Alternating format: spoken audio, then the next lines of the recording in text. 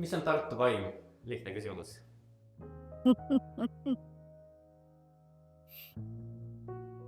Vaimsus. Tartu vaimukandjaks on vaimsus.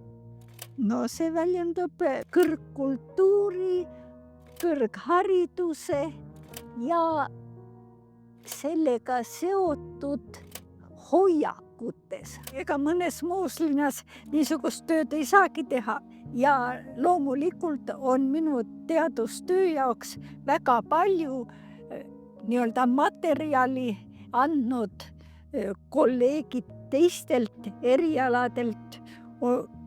Statistik ju töötab paljude erialadega. Kui öelda, mis valdkondadega ma olen tegelenud, siis saab siit üsna pikk loetelu. Kõigepealt astronoomia, siis antropoloogia, siis mitmed meditsiinivaldkonnad, psühholoogia, üsna palju sotsiaalteadustest, ka pedagoogikast ja see ongi see akadeemiline õhkkond.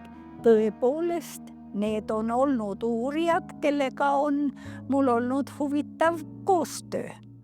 Ma ütleks, et head mõtted on sisukad mõtted ja need sisukad mõtted, need tulevad sageli teadusuuringutest.